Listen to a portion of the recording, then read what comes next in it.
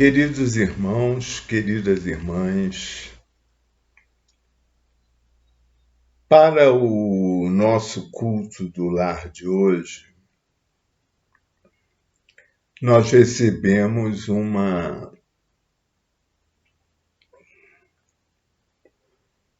capítulo constante do Livro dos Espíritos, que é o capítulo 10, que trata das ocupações e missões dos espíritos no universo. Ok?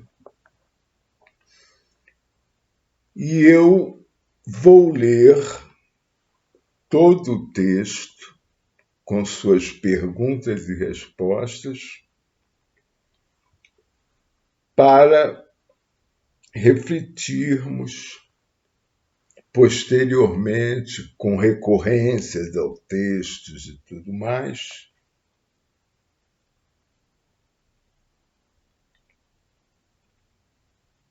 e ficarmos mais inteirados, mais esclarecidos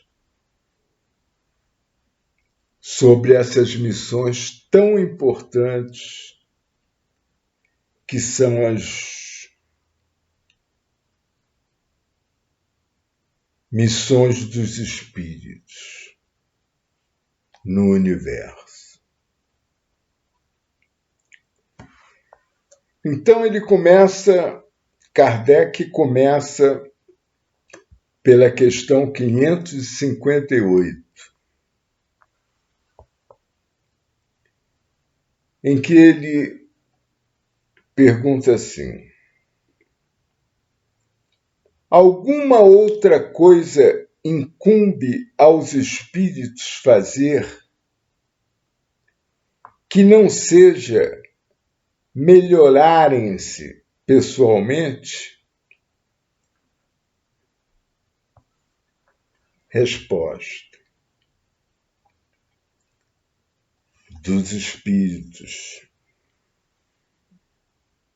Naturalmente, eu estou querendo esclarecer para vocês saberem que o livro é composto de perguntas, respostas e comentários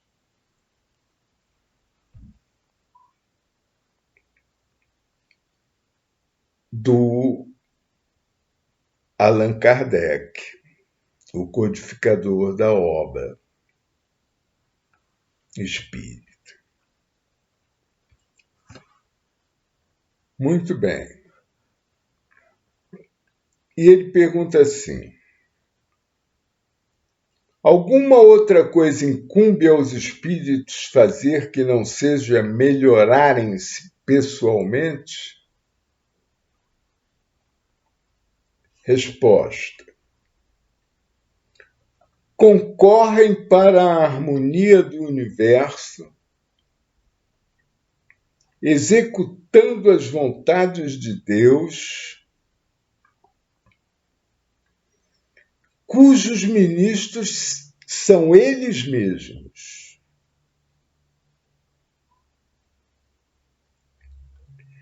A vida espírita é uma ocupação contínua, mas não tem nada de penosa, como a vida na Terra, por exemplo. Porque não há fadiga corporal, nem as angústias das necessidades. Questão 559.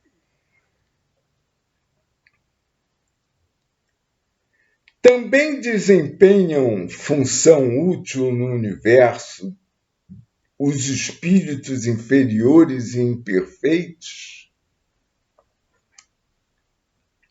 Resposta: todos têm deveres a cumprir.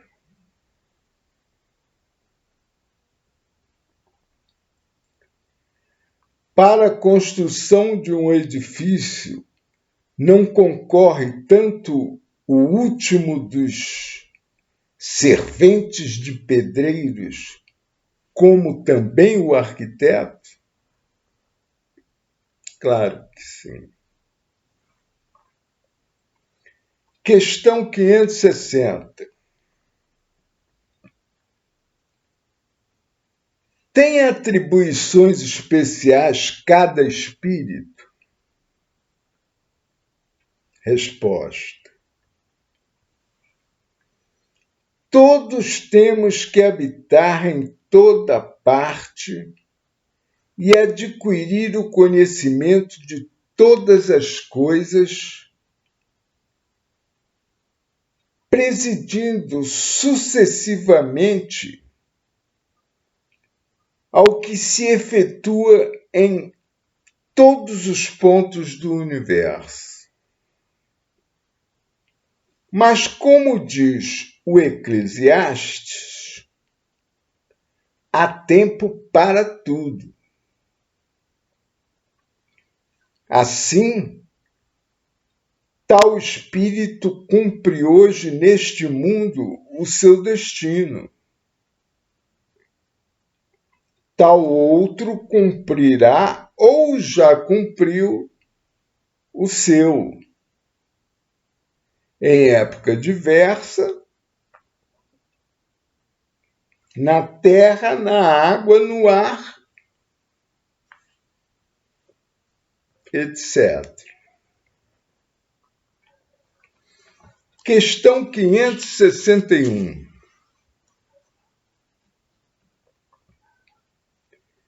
São permanentes para cada um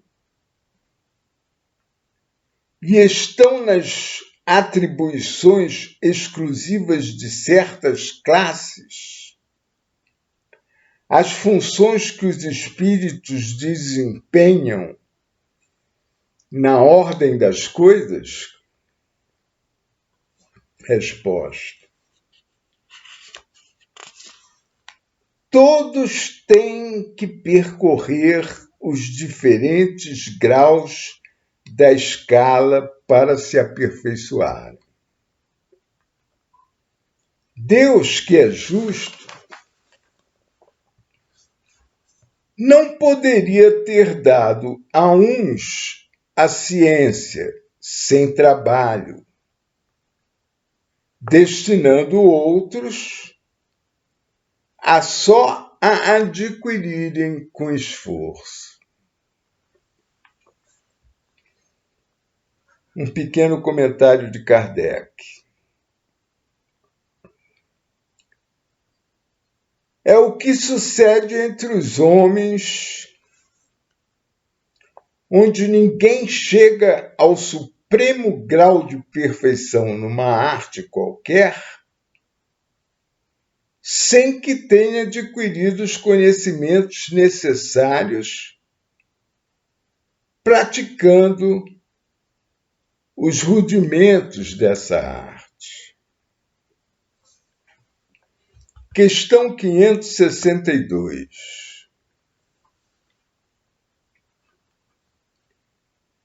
Já não tenho o que adquirir.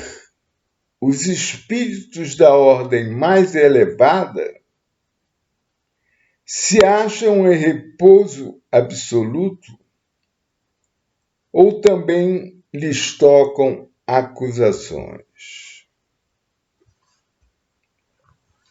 Eu tenho que repetir porque eu formulei a pergunta errada. Já não tendo o que adquirir, os espíritos da ordem mais elevada se acham em repouso absoluto ou também lhes tocam ocupações? Resposta. Que quererias que fizessem na eternidade? A ociosidade eterna seria um eterno suicídio. Perdão. Que quererias que fizessem na eternidade? A ociosidade eterna seria um eterno suplício.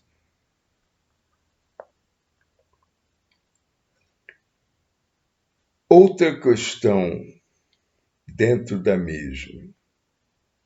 De que natureza são as suas ocupações? Receber diretamente as ordens de Deus, transmiti-las ao universo inteiro e velar por que sejam cumpridas. Questão 563. São incessantes as ocupações dos espíritos?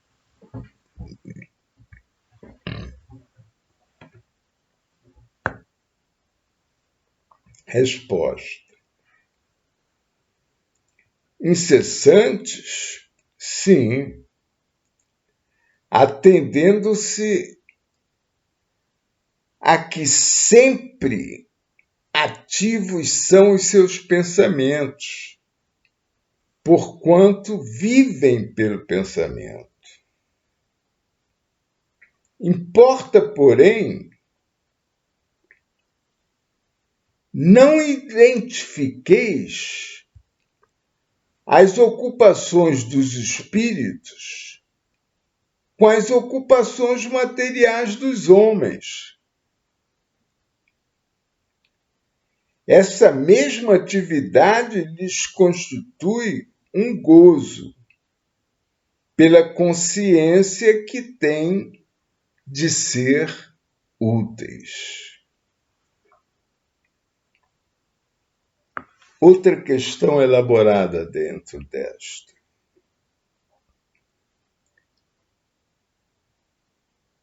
Concebe-se isto com relação aos bons espíritos. Dar-se-á, entretanto, o mesmo com os espíritos imperfeitos, inferiores? Resposta. A estes cabem ocupações apropriadas à sua natureza. Confiais, porventura, no obreiro manual e ao ignorante trabalhos que só o homem instruído pode exercer?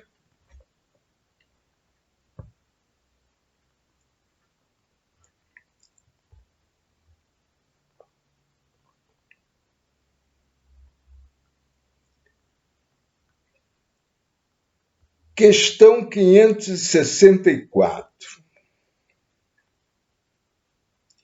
Haverá espíritos que se conservem ociosos, que em coisa alguma útil se ocupem? Resposta.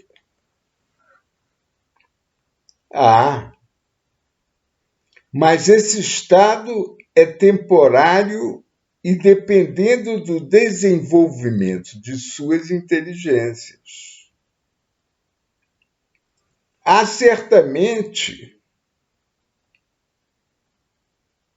como há homens que só para si mesmo vivem.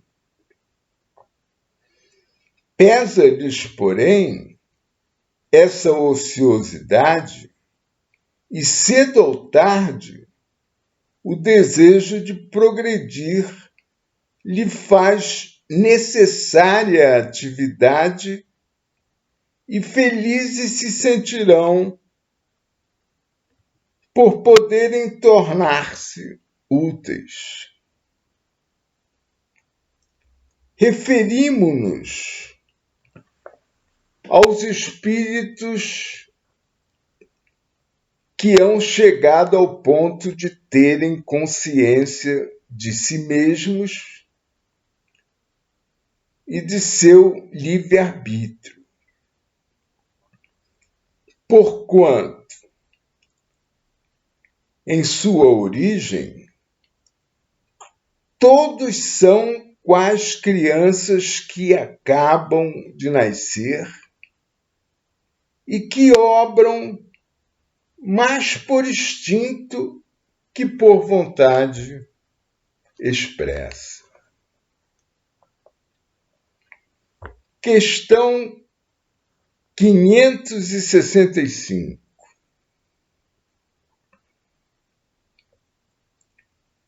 Atentam os espíritos em nossos trabalhos de arte e por eles se interessam? Atentam,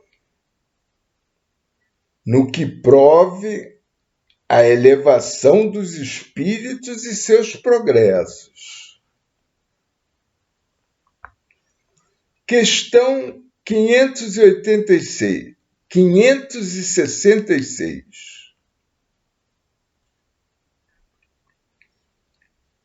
Um espírito que haja cultivado na terra uma especialidade artística, que tenha sido, por exemplo, pintor ou arquiteto, se interessa de preferência pelos trabalhos que constituíram objeto de sua predileção durante a vida?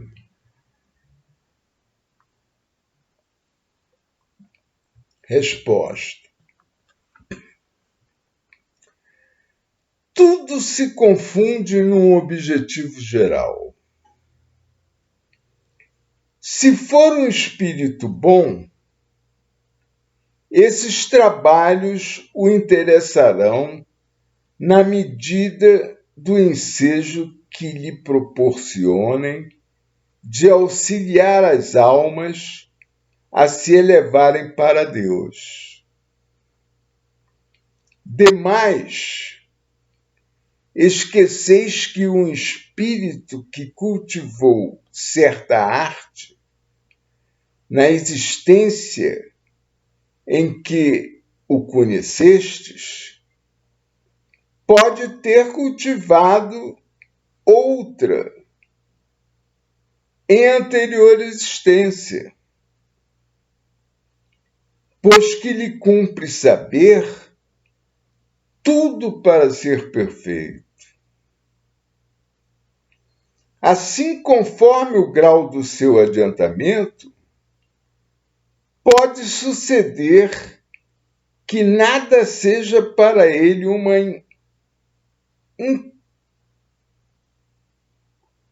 especialidade.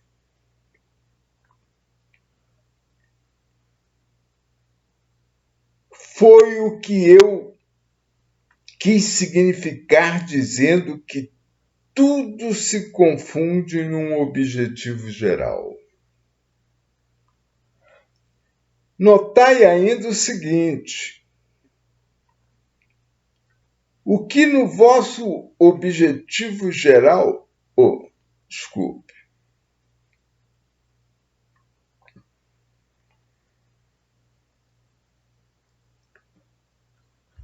Onde eu estou, o texto é muito longo.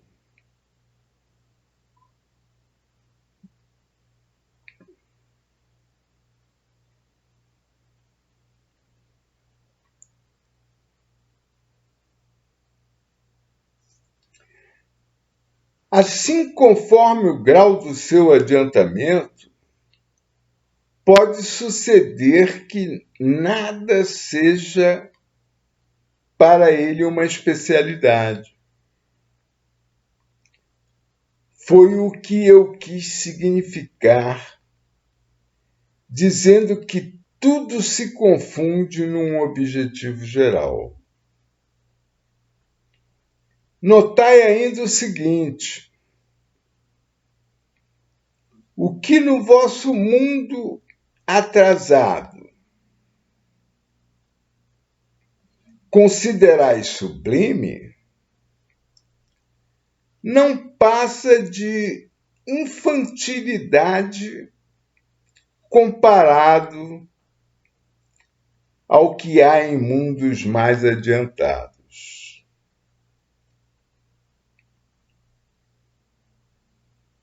Como pretenderíeis que os espíritos que habitam esses mundos, onde existem artes que desconheceis, admirem o que aos seus olhos corresponde a trabalhos de colegiais? Por isso, disse eu, atentam no que demonstre progresso. E outra questão formulada dentro dessa: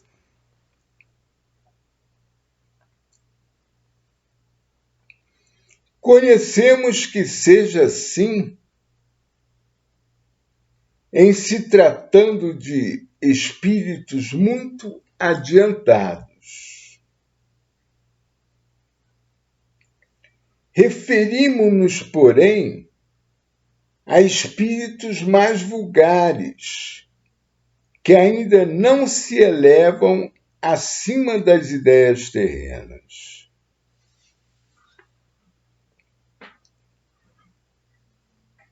Resposta: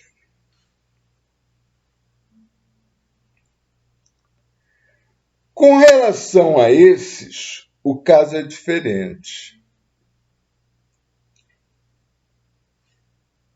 Mas o restrito é o ponto de vista de onde observou as coisas. Podem, portanto, adquirir o que vos causa admiração.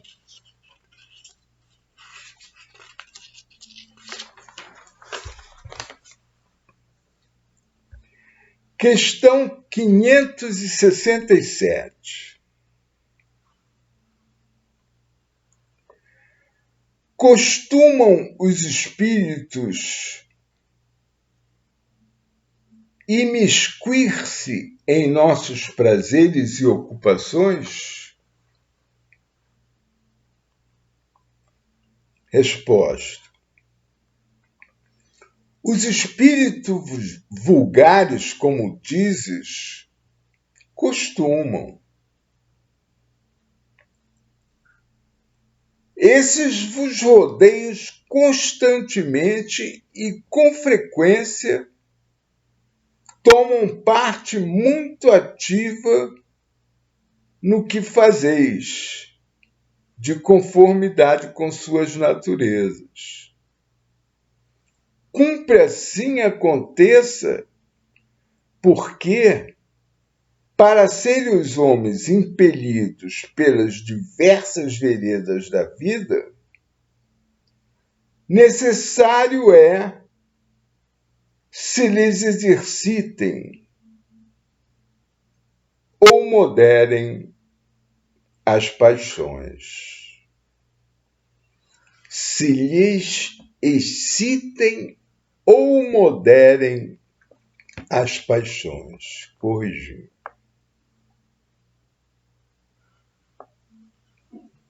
E temos um comentário aqui do Allan Kardec. Com as coisas deste mundo, os espíritos se ocupam conformemente ao grau de elevação ou de inferioridade em que se acham. Os espíritos superiores dispõem, sem dúvida, da faculdade de examiná-la nas suas mínimas particularidades, mas só o fazem na medida em que isso seja útil ao progresso. Unicamente os espíritos inferiores ligam a essas coisas uma importância.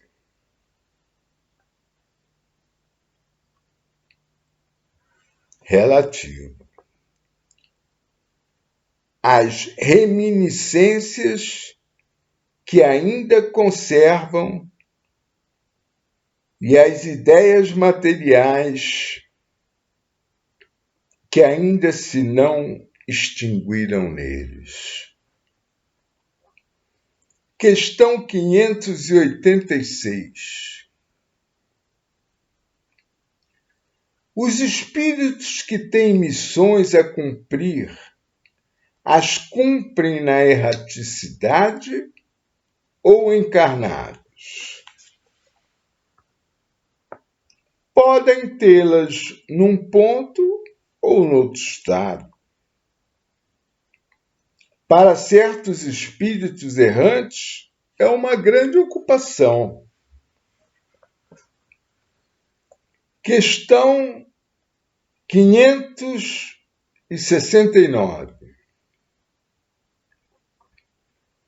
Em que constituem as missões de que podem ser encarregados os espíritos errantes? São tão variadas que impossível fora descrevê-las. Muitas há mesmo que não podeis compreender sequer. Os espíritos executam as vontades de Deus e não vos é dado penetrar-lhes todos os desígnios. E temos um comentário aqui de Kardec. As missões dos espíritos têm sempre por objeto o bem. Quer como espíritos, quer como homens, são incumbidos de auxiliar o progresso da humanidade, dos povos ou dos indivíduos, dentro de um círculo de ideias mais ou menos amplas, mais ou menos especiais, e de velar pela execução de determinadas coisas. Alguns desempenham missões mais restritas e, de certo modo, pessoais ou inteiramente locais, como sejam assistir os enfermos, os agonizantes, os aflitos, velar por aqueles de quem se constituíram guias e protetores, dirigi-los, dando-lhes conselhos ou inspirando-lhes bons pensamentos. Pode dizer-se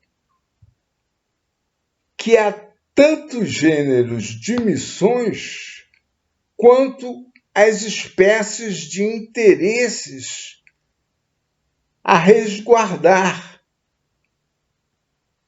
assim no mundo físico como no moral. O espírito se adianta conforme a maneira de que desempenha a sua tarefa. Questão 570. Os espíritos percebem sempre os desígnios que lhes compete executar?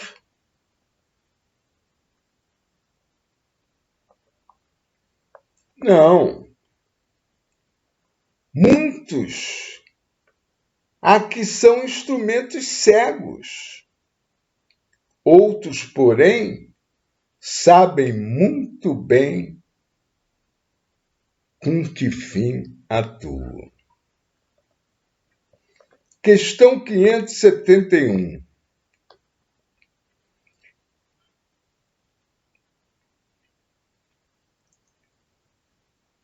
Só os espíritos elevados desempenham missões? A importância das missões corresponde às capacidades e à elevação do espírito. O estafeta que leva um telegrama ao seu destinatário também desempenha uma perfeita missão, se bem que diversa da de um general, claro. Questão 572. A missão de um espírito lhe é imposta ou depende de sua vontade? Ele a pede e ditoso se considera se a obtém.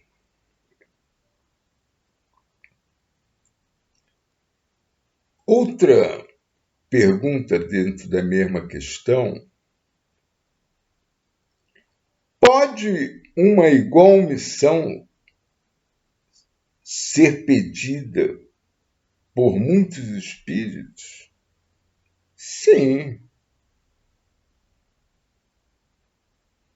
É frequente apresentarem-se muitos candidatos, mas nem todos são aceitos. Questão 573. Em que consiste a missão dos espíritos encarnados?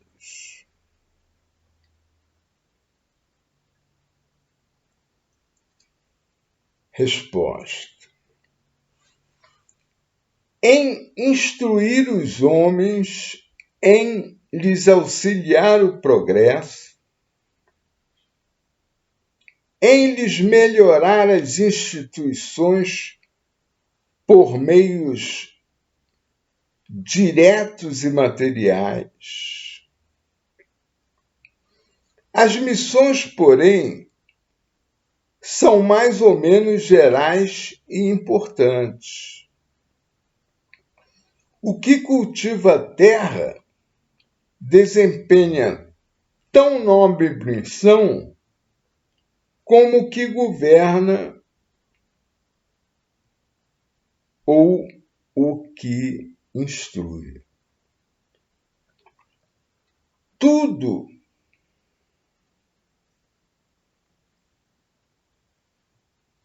nem a natureza se encadeia. Desculpem. Tudo em a natureza se encadeia. Ao mesmo tempo que o espírito se depura pela encarnação, concorre dessa forma para a execução dos desígnios da providência. Cada um tem neste mundo a sua missão, porque todos podem ter alguma utilidade. Questão 574. Qual pode ser na Terra a missão das criaturas voluntariamente inúteis? Resposta: há efetivamente pessoas que só para si mesmas vivem e que não sabem tornar-se úteis ao que quer que seja. São pobres seres dignos de compaixão, porquanto expiarão duramente sua voluntária inutilidade, começando-lhes muitas vezes, já neste mundo, o castigo, pelo aborrecimento e pelo desgosto que a vida lhe causa.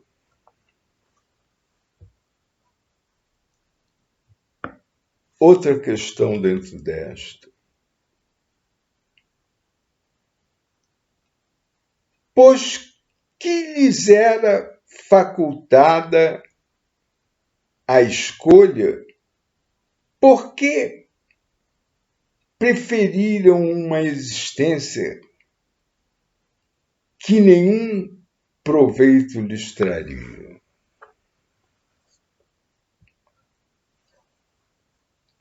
Resposta. Entre os espíritos também há preguiçosos que se recusam diante de uma vida de labor. Deus consente que assim procedam. Mais tarde compreenderão, à própria custa, os inconvenientes da inutilidade a que se voltaram e serão os primeiros a pedir que se lhes conceda recuperar o tempo perdido. Pode também acontecer que tenham escolhido uma vida útil e que hajam recusado diante da execução da obra.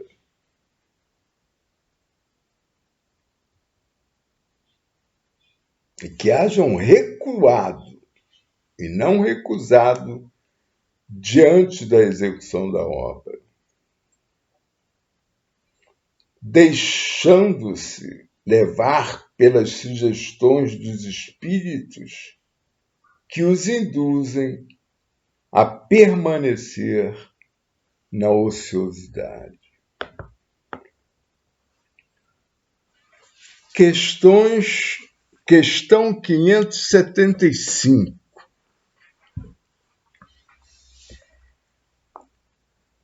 As ocupações comuns mais nos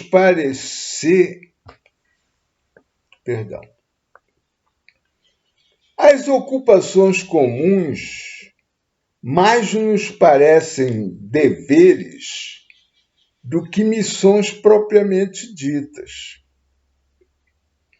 A missão, de acordo com a ideia a que esta palavra está associada, tem um caráter menos exclusivo, de importância, sobretudo, menos pessoal.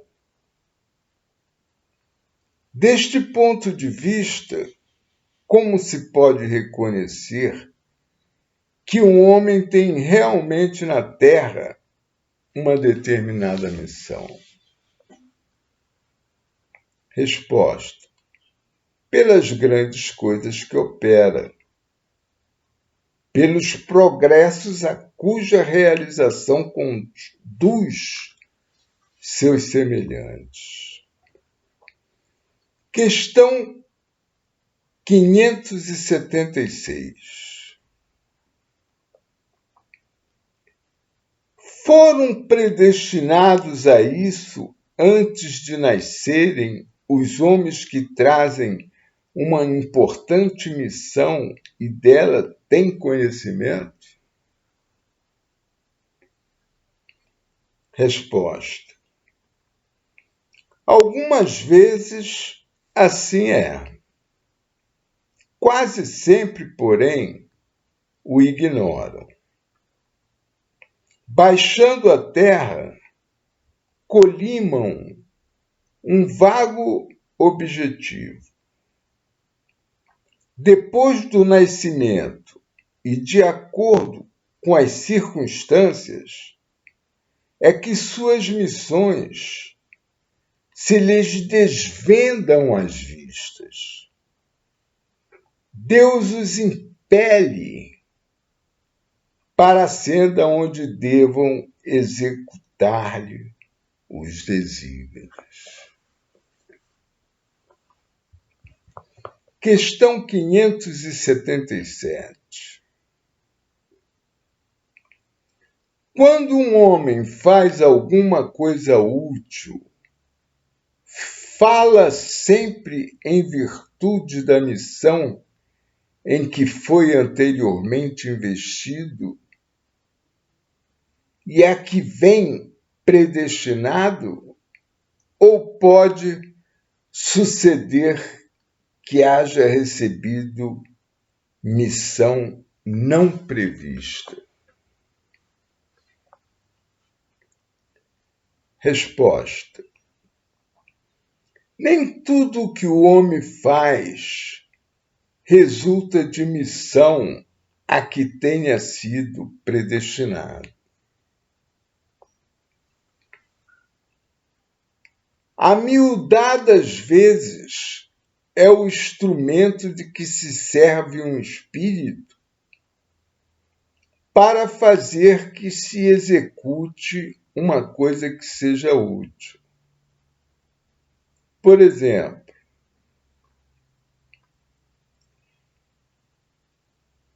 entende um espírito ser útil que se escreva um livro, que ele próprio escreveria se estivesse encarnado. Procura então o escritor mais apto a lhe compreender e executar o pensamento.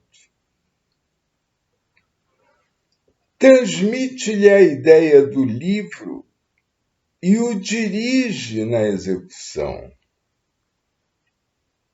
Ora, este escritor não veio à Terra com a missão de publicar tal obra. O mesmo ocorre com diversos trabalhos artísticos e muitas descobertas. Devemos acrescentar que durante o nosso sono corporal, o espírito encarnado se comunica diretamente com o espírito errante, entendendo-se os dois acerca da execução. Questão 578. Poderá o espírito, por própria culpa, falir da sua missão? Sim, se não for um espírito superior. E uma outra questão dentro desta: que consequências lhe advirão da sua falência? Resposta: terá que retomar a tarefa. Disse a sua punição. Essa é a sua punição. Também sofrerá as circunstâncias do mal que haja acusado, que haja causado. Perdão. Lição 579. Pois se é de Deus que o Espírito recebe a sua missão,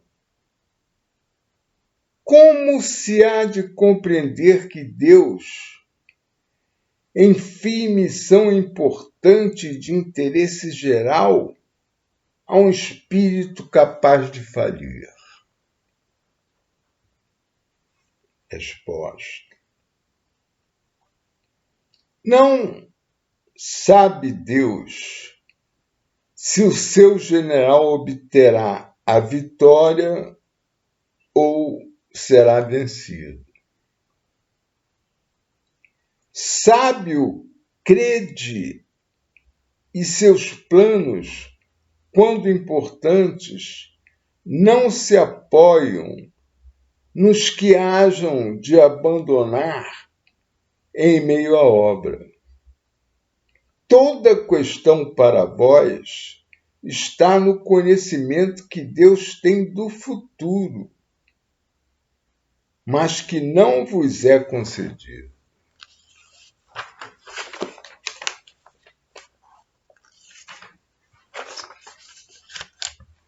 Questão 580.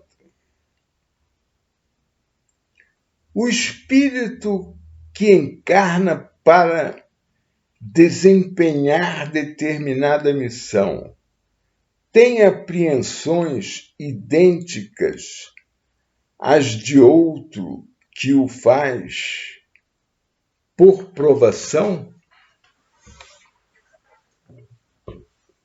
Resposta: não, porque traz a experiência adquirida.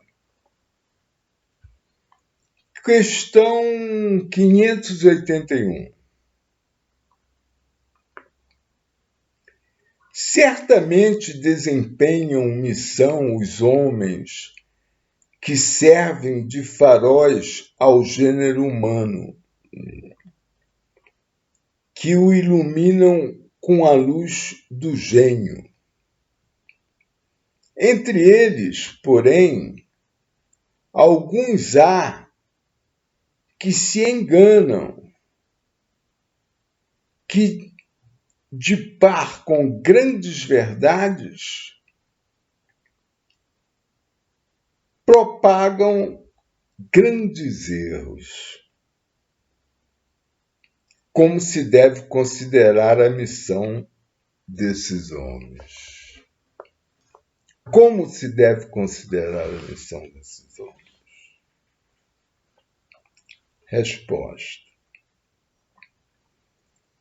como falseadas por eles próprios. Estão abaixo da tarefa que tomaram sobre os ombros. Contudo, mister se faz levar em conta as circunstâncias. Os homens de gênio têm que falar de acordo com as épocas em que vivem. E assim, um ensinamento que pareceu errôneo ou pueril, numa época adiantada, pode ter sido o que convinha no século em que foi divulgado.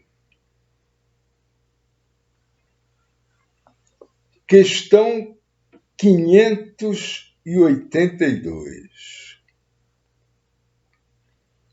Pode-se considerar como missão a paternidade? Resposta: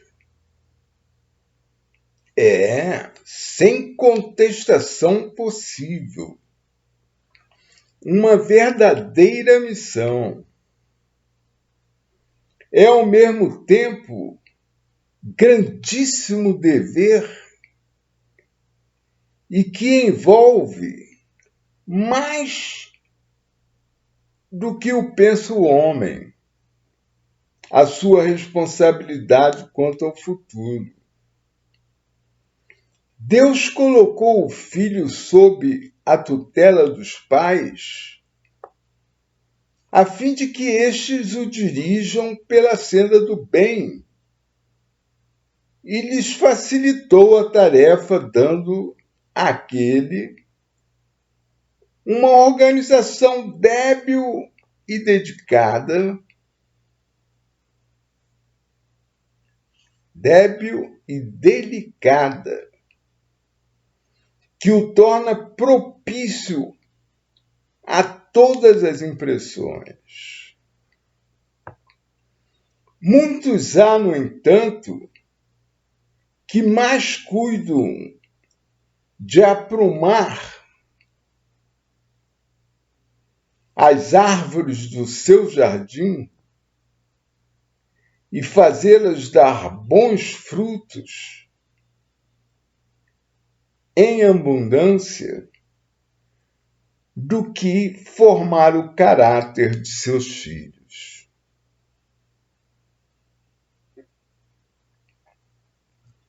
Se este vier a sucumbir por culpa deles,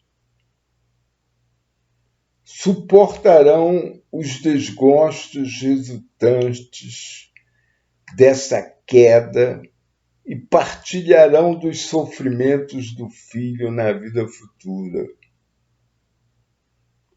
Por não terem feito o que lhe estava ao alcance, para que ele avançasse na estrada do bem. Questão 583. São responsáveis os pais pelo transviamento de um filho que envereda pelo caminho do mal, apesar dos cuidados que lhe dispensaram? Não. Porém, quantos piores forem as propensões do filho, tanto mais pesadas é a tarefa e tanto maior o mérito dos pais se conseguirem desviá-lo do mau caminho. Outra questão dentro dessa. Se um filho se torna homem do bem, não obstante a negligência e os maus exemplos de seus pais, tiram estes daí algum proveito? Deus é justo. Essa é a resposta. Questão 584. De que natureza será a missão do conquistador que apenas visa satisfazer a sua ambição e que agora, alcançar esse objetivo, e que para alcançar esse objetivo não vacila ante nenhuma das calamidades que vai espalhando? Resposta. As mais das vezes não passa de um instrumento de que se serve Deus para cumprimento de seus desígnios, representando essas calamidades um meio de que ele se utiliza para fazer com que um povo progrida mais rapidamente.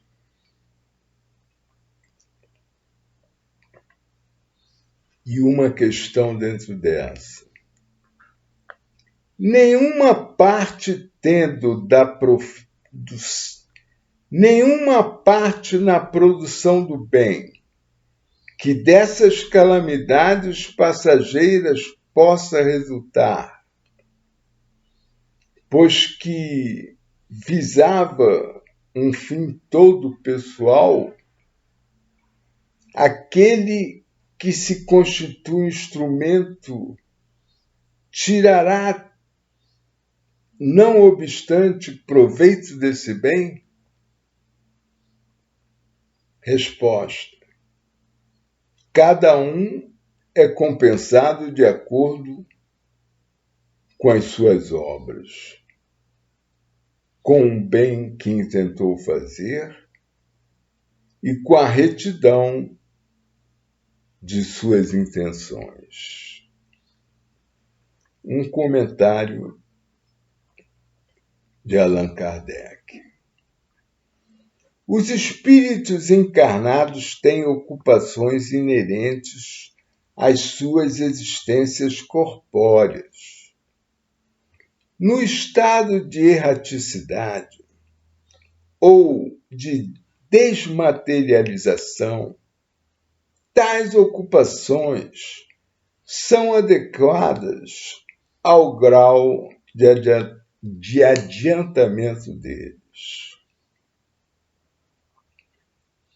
Uns percorrem os mundos, se instruem e preparam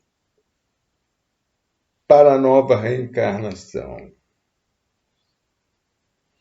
Outros, mais adiantados, se ocupam com o programa, dirigindo os acontecimentos e sugerindo ideias que lhes sejam principais.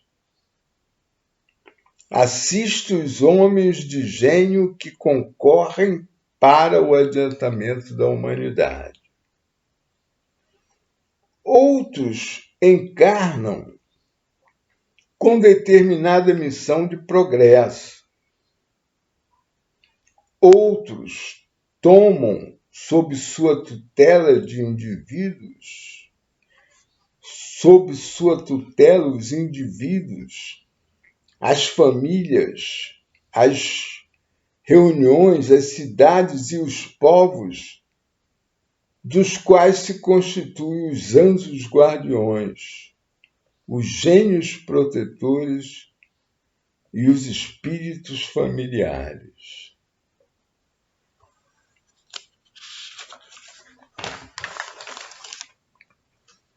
Outros, finalmente, presidem aos fenômenos da natureza, de que fazem os agentes diretos, de que se fazem os agentes diretos.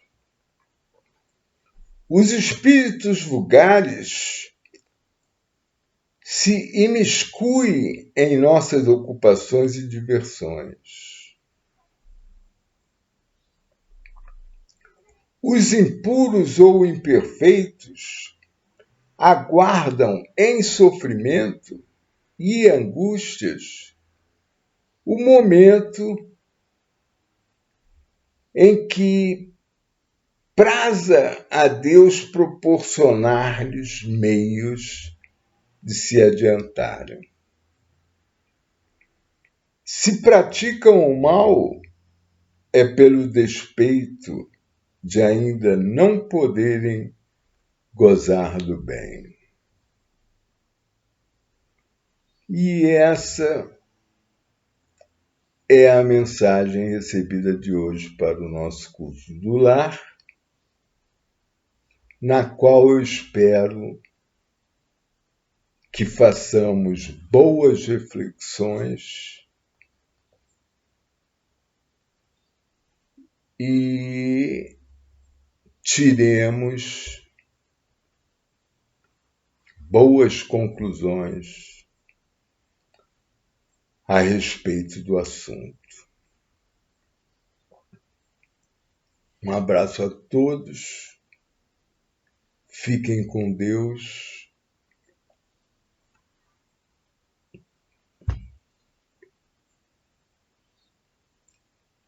e uma boa tarde a todos que se iniciam. Obrigado.